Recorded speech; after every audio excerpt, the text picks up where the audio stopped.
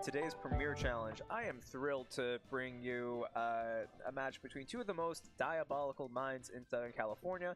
We got Hayley Aldworth versus Brian Collins, and these are two players that are known for some interesting team compositions. Hayley, most notable for top cutting a regional with Stoutland.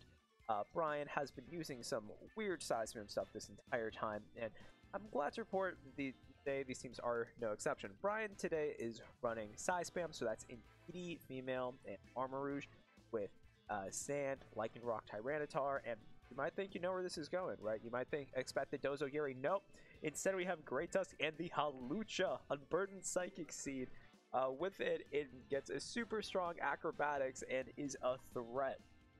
And then on Hayley's end, we have somehow the normal looking tier, despite this also being absolutely ridiculous, right? Now, obviously, nothing about Hayley is going to make you go nuts. Like, Garchomp is a bit weird. But then you see the Rotom Heat. Rotom Heat, the premier threat of 2014, is back and better than ever, having a bit of a downfall in the Terra era, right? Rotom's main advantage for the entirety of its lifespan was the fact that its typing was ridiculous, which matters a little bit less when everything can change its type to also be ridiculous. What makes Hayley's thing so fun, though, it doesn't have Overheat. I didn't know that you could have the Rotoms without the signature moves. This is Rotom Heat, Hold the Heat. Instead, it's Thunderbolt, Shadow Ball, Will-O-Wisp, and Terra Blast, Terra Fairy. So, I might be asking, what does that do? I got absolutely no idea for you, because, I mean, the Shadow Ball presumably to hit a Flutter Mane for 60%. There's a lot going on here. This is crazy. I don't think anyone knows how this matchup is going to play out, but what we do see is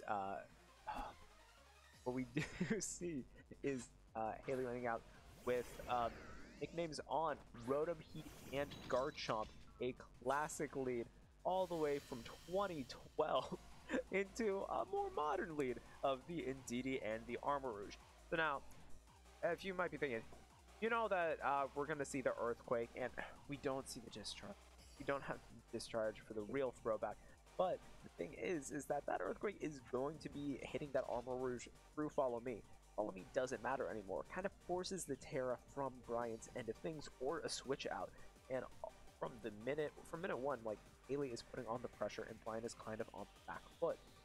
To throw out something maybe a little bit risky. Maybe throw out a Terra in order to get Trick Room and get back into a situated place in the game. See that Terrestrialization come out. That's going to be Terra Grass onto the Armor Rouge and be resistant to Earthquake and not having to worry about fire attacks, right? Because it has that Flash Fire ability. Also, the Rotom Heat doesn't have a fire move. You just see the Helping Hand coming out, going to be going straight for the damage. That Expanding Force is going to do massive damage if it connects. The Earthquake not going to be doing too much to either of these Pokemon, probably.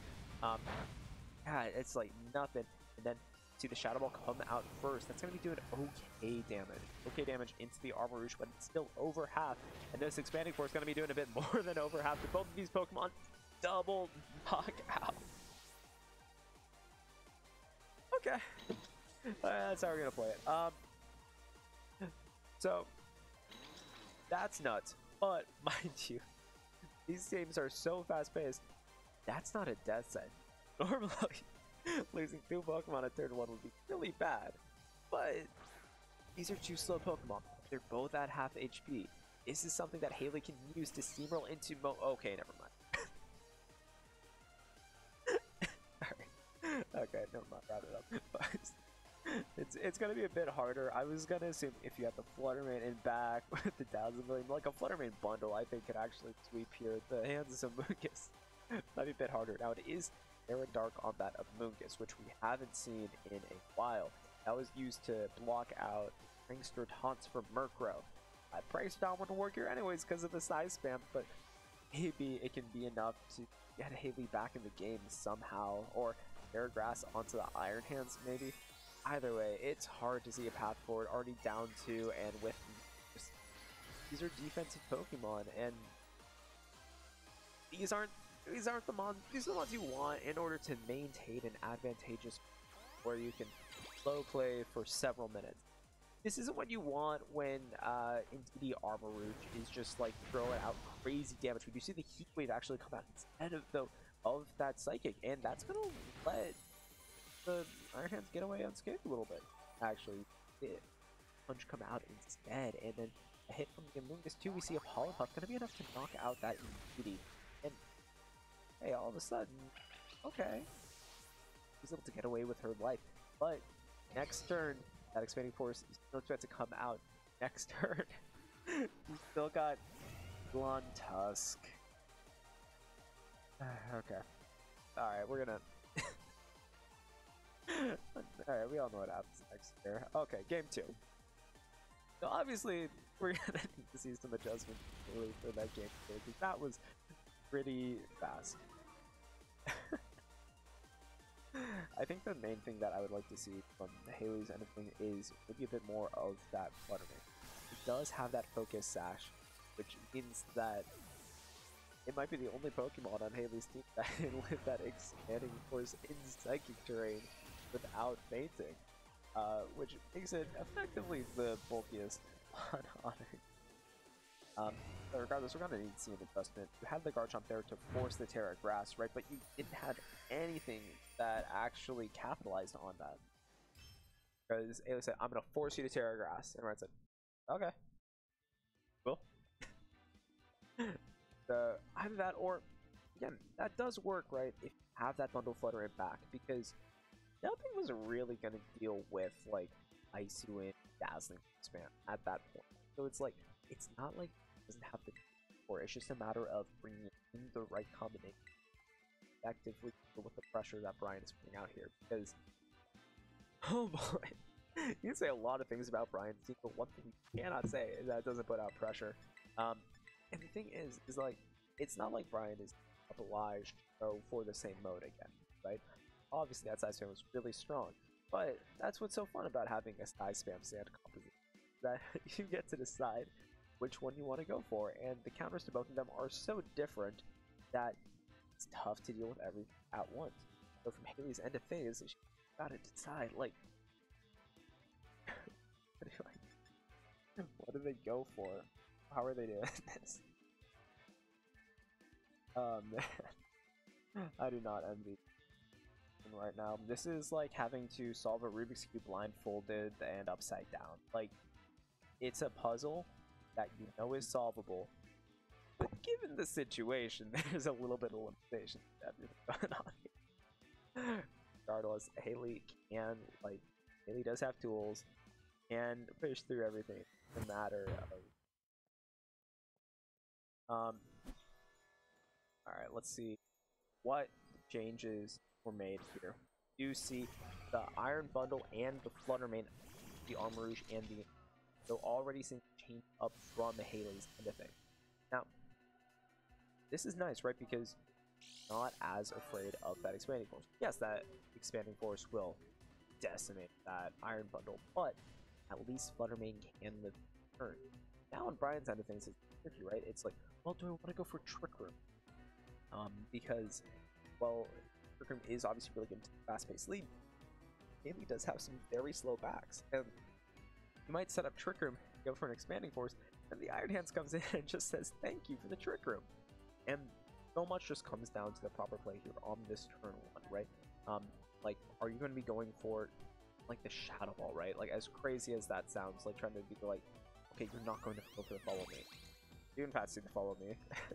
So, maybe not a little bit. We do just see Icy Wind. Probably just going to be some red moves going in here. Icy Wind's going to be doing negligible damage to them, dropping the speed, but their speed's already as dropped as it can get.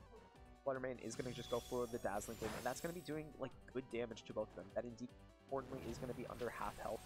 You see the Expanding Force going to come in, going to knock that Iron Bundle out, and that Fluttermane down so low.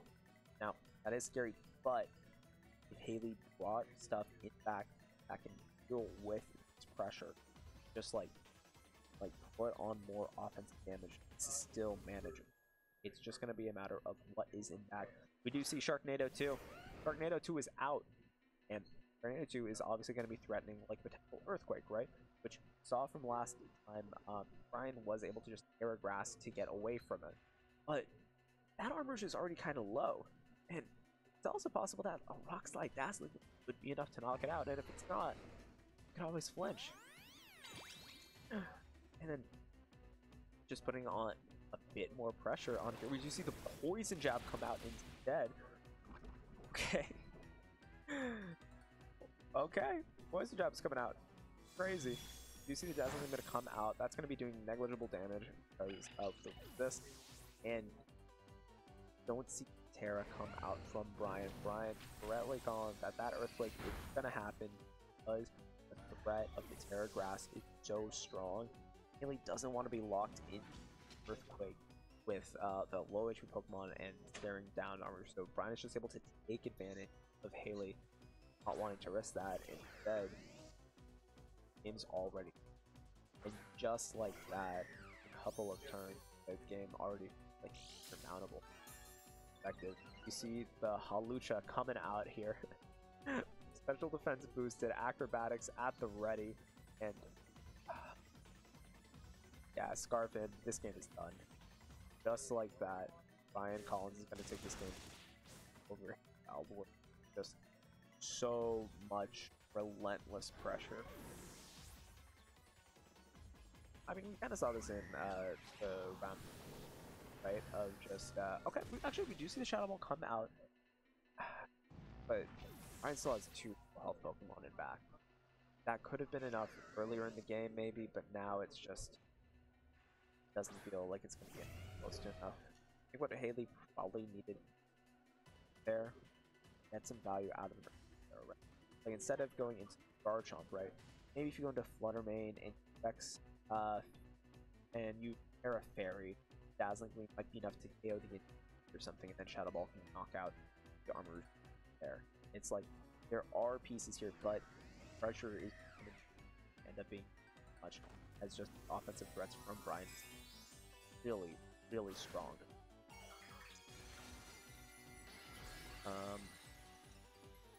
We kind of saw this in the last round too, right? Of just like overwhelming force. That's just very difficult to break through, right? Because the way that like we build and prep for spent a lot of time in the lab coming up with strong defensive options, how to pitch around that way. If it's something that you're not prepared for, right? And it's like, I don't know about y'all, I haven't been prepping my Psy-Spam Hawlucha matchup.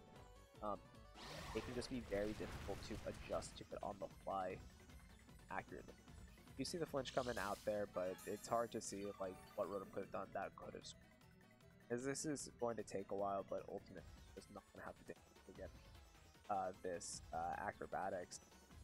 Rock Slide. Acrobatics going to come in, and that's already going to knock out with the critical hit.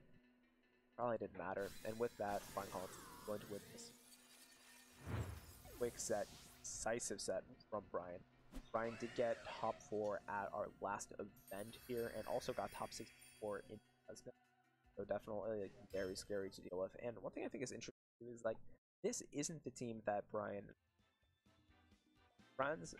been using a team with Mouse Hold and Poop on it, and focusing much more on the Trick Room end of things, getting that up and sweeping with it. Then this kind of like mixed in the middle speed, right? Like you do have that Trick Room option, yes, but it's really about like that Trick Room is more of a last route, more about laying down the size spam damage so that Hawlucha and the Great Tusk can clean up later. And I'm sorry, I'll be the one to say it. Hawlucha isn't the best Trick Room suit, but it's just putting on the pressure. So Brian like might not have the experience with like exactly like what tools to use in the matchup, but he does so much pressure that doesn't matter. Like knows the tools at least better than his opponent, and that is, I mean, that's gonna be a rough one for Hayley. Hayley's just gonna have to recoup themselves and like be able to go next, and know that if they run into Brian later on in the tournament, have some sort of game plan about what they can do different, taking on. And I think with that, that's going to be it for this round, and we'll see you later for round 4.